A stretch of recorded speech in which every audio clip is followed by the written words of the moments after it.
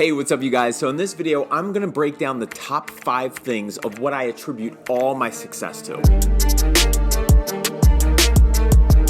If you're just tuning in and you don't know who I am, my name is Kyle Claus.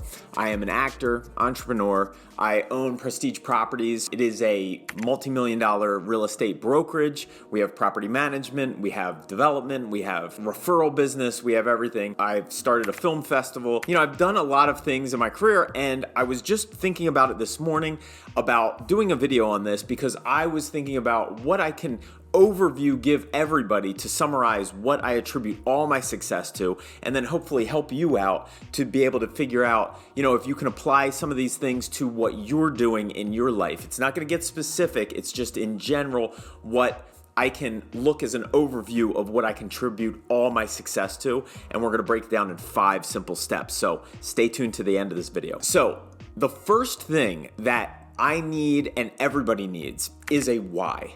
Now, what a why is it has to be selfish. You might be thinking, my why is I'm doing this for my children, or I'm doing this for somebody, or I'm doing this for my mom or my parents or my friends to make them think I'm a success. Put it this way, if you're doing something for somebody else, you're always going to burn out. You will never sustain the momentum that you need, and the constant failures and rejections on your way to success if that selfish why is not specifically for you. So take, for instance, my selfish why. When I started out, my selfish why is to be a successful actor, right? What that entails is it's selfish for me because it's something I want to do. It gets me out of bed every morning. It keeps me in good health and physical shape. It keeps me out of trouble. It keeps me going in the face of rejection, and it allows me to build this life around that selfish why to be able to sustain myself for the long term. I don't know what your selfish why is, but that is something that you really need to focus on. I'm just letting you know, for me, even though I created success in other avenues like real estate, in investing, in properties, in family, in relationships, that selfish why hung on true and is still true to this day. I still am playing the long game for being an actor, which I've been able to be in a certain level, right?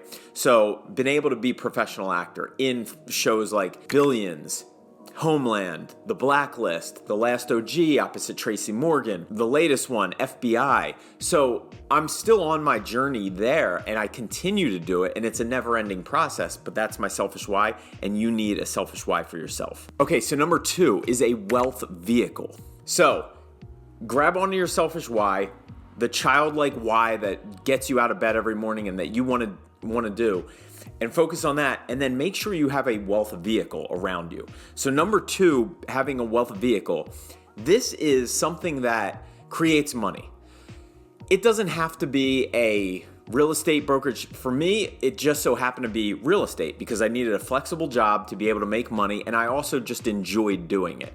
So I think that whatever your wealth vehicle is, you need to enjoy it so it doesn't kill your soul. But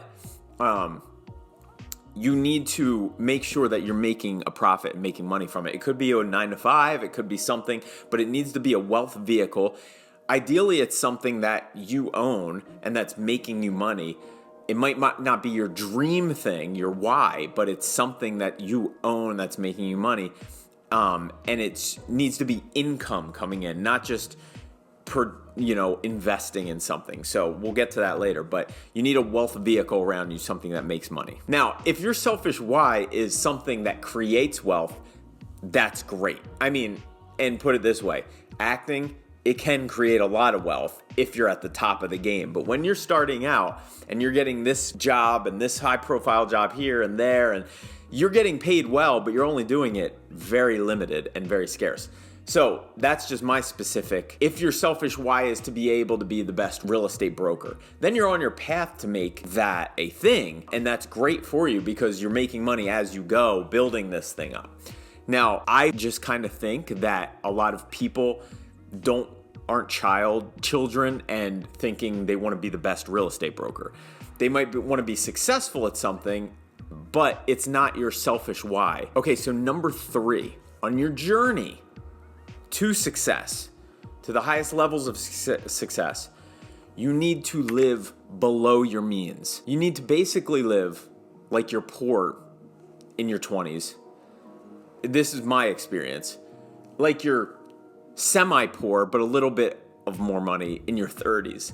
And then by the time you're at your 40s, you have created this wealth from your number one, having your why, that you're driven every day, having your two, your wealth vehicle, and then living below your means so that the first money that's coming in, you can reinvest in yourself to have that buffer and to keep continuing on your journey and sustain that level that you're going to strive for success. So live below your means. I suggest maybe like live off of 20 to 30% of what you're making.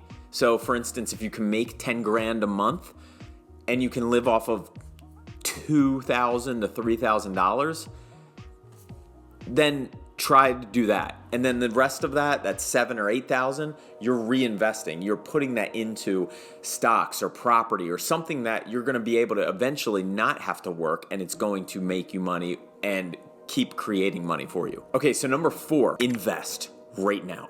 I don't care if you're 20, if you're 30, if you're 40, if you're watching this in your 50s, because 50s is kind of still young. You know, Tom Cruise is headlining movies at 60. Point being is invest early.